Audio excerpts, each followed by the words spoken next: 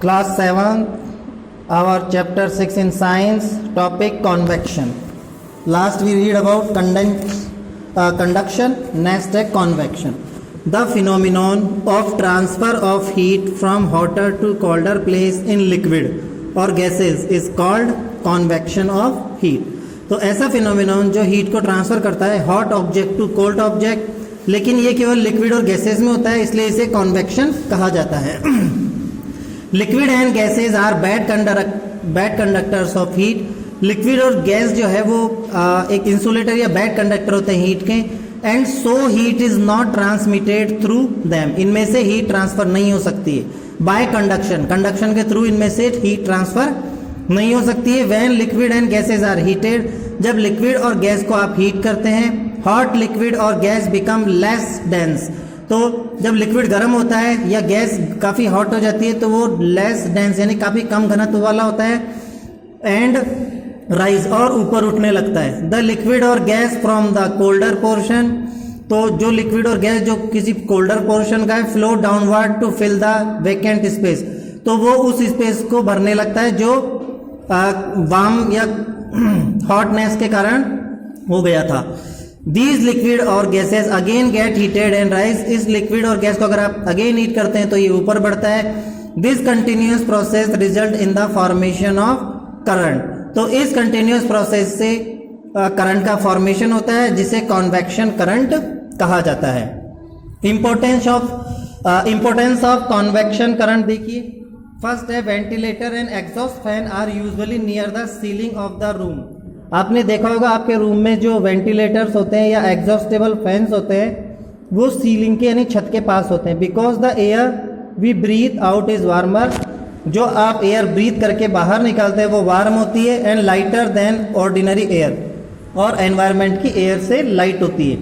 It rises and escape through the ventilator. ये ऊपर उठती है और वेंटिलेटर्स के थ्रू बाहर निकल जाती है या एग्जॉस्ट फैन के थ्रू बाहर निकल जाती है. And cold fresh air enter through the window, और विंडो से fresh and cold air enter होती है. Second, hot smoke and gases from industrial furnace rise and escape through chimneys. तो जो गर्म धुआं होता है या गैस होती है जो इंडस्ट्री और कारखानों में यूज ली जाती है वो चिमनीज के थ्रू एस्केप हो जाती है. Heater, blower and heat converter heat a room bye setting up convection current. तो जो हीटर्स होते हैं, ब्लोवर्स होते हैं या हीट कन्वेक्टर्स होते हैं, ये सब आपके रूम को कॉन्वेक्शन करंट्स के थ्रू ही हीट करते हैं. फोर्थ आता है the sea and land breeze which below in coastal area are actually convection current. तो जो आपने सी ब्रीज या लैंड ब्रीज सुनी होगी, लास्ट ईयर हमने रीड करा था, ये कॉन्वेक्शन करंट्स के कारण ही प्रोड्यूस होती है और कोस्टल एरियाज पे ज़्यादा होती है. The sea take longer to get heated, तो समुद्र को गर्म होने में काफ़ी टाइम लगता है. Does not the land, but ऐसा लैंड में नहीं होता. So the land is hotter than the sea. तो लैंड जो है वो ज़्यादा हॉट होता है सी से ड्यूरिंग द डे, दिन में. The air in contact with the land, जो एयर लैंड के कॉन्टैक्ट में आती है बिकम हॉट, वो गर्म हो जाती है, एंड राइजेज और ऊपर उठने लगती है. And the colder air above the sea rushes in toward the land to take its place. और जो सी के ऊपर जो कोल्ड एयर होती है वो जो एयर ऊपर उठ गई उसकी जगह लेने के लिए इधर आ जाती है. This setup the convection current which we call as sea breeze. ये कॉन्वेक्शन करंट का प्रोसेस है जिसे हम सी ब्रीज बोलते हैं. After sunset the land cools much faster. Sunset के बाद लैंड जो है वो काफ़ी तेज़ी से ठंडा होता है. The air above the sea is warmer than the above the land. तो जो एयर सी के ऊपर होती है वो ज़्यादा वार्म होती है बजाय लैंड के. नाइट की बात कर रहा हूँ मैं.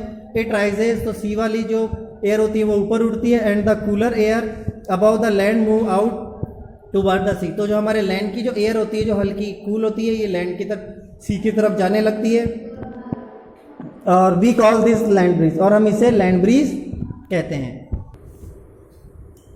Next topic is radiation. The transfer of heat without any medium is called radiation. Heat का ट्रांसफर जब बिना किसी मीडियम्स के थ्रू होता है उसे रेडिएशन कहा जाता है. The conduction and convection of heat require medium. अब आपने जो फर्स्ट पढ़ा था कंडक्शन, उसको भी मीडियम चाहिए और कॉन्वेक्शन को भी मीडियम चाहिए. While radiation of heat required no medium, लेकिन रेडिएशन को मीडियम की ज़रूरत नहीं होती है।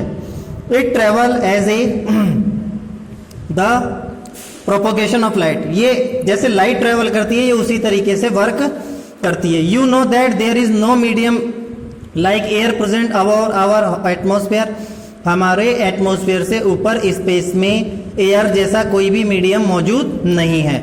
The whole space in the universe is empty, तो जितना भी हमारा स्पेस है यूनिवर्स में ये एम्प्टी है, खाली है। Despite that the heat from the sun reaches us, लेकिन इसके बावजूद सन की जो हीट है वो हम तक पहुंच जाती है। This heat reaches to our atmosphere because of radiation, ये हीट हमारे एटमोसफियर में आती है जो कि रेडिएशन के थ्रू होती है। Once that heat reaches the atmosphere, जब ये एक बार हमारे एटमोसफियर पर पहुंच जाती है, it travel further through convection and radiation, उसके बाद ये कॉन्वेक्शन और रेडिएशन प्रोसेस के थ्रू आती है। We feel warm when we sit in the sun और नियर ए फायर प्लेस, जब आप किसी आग के पास या अपने सन रे के अंदर बैठते हैं तो आपको थोड़ा गर्म फील होता है। There is no contact between us and the source of heat, जबकि हमारे और सोर्स ऑफ हीट के बीच में कोई भी कनेक्शन नहीं होता है। It does not reach us now, fire is air which is bad conductor of heat, तो चलो आगे रीड करता हूं मैं। It does not reach us because of convection as hot air rises upward and not toward us, तो जब आप किसी आग के पास बैठते हैं तो आपको ज़्यादा फील नहीं होता है क्योंकि जो हीट होती है वो ऊपर की ओर उठ जाती है। So heat reaches us because of radiation, तो हमारे पास जो हीट पहुंचती है वो रेडिएशन के थ्रू पहुंचती है। Significance of radiation in our daily life, जैसे अब क्या क्या यूज होते हैं रेडिएशंस के थ्रू, हम क्या क्या प्रोसेस या क्या वर्क कर सकते हैं। Read this. Solar panel used in household for heating water और design to maximise the absorption of heat from the sun, हमारे हाउस होल्ड के यूज के लिए सोलर पैनल यूज किए जाते हैं ताकि वो वाटर को हीट कर सके या एटमोस्फेयर की हीट को एब्जॉर्ब कर सके फ्रॉम द सन, जो कि सन से आती है। A black metal sheet is use to increase heat absorption, एक ब्लैक मेटल शीट यूज की जाती है जो कि हीट एब्जॉर्ब करती है।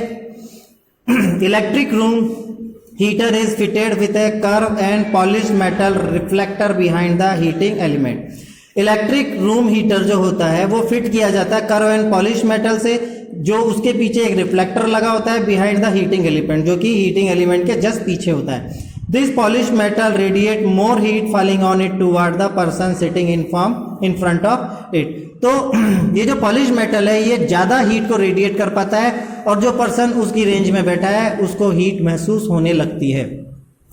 People wear white or light colored clothes in summer to reflect the heat of the sun and stay cool. जो people है वो काफ़ी हल्के रंग के कपड़े पहनते हैं गर्मियों में ताकि सन की हीट को रिफ्लेक्ट किया जा सके और खुद की बॉडी को कूल रखा जा सके। On the other hand, in winter, dark और black colored cloth are preferred. Winter में डार्क और ब्लैक कलर्ड जो है वो प्रीफर किए जाते हैं। दे एब्जॉर्ब हीट, ये हीट को एब्जॉर्ब करते हैं and radiate it to the body, और बॉडी तक रेडिएट करके हीट पहुंचाते हैं। Thus keeping the body warm, इसलिए बॉडी वार्म रहती है।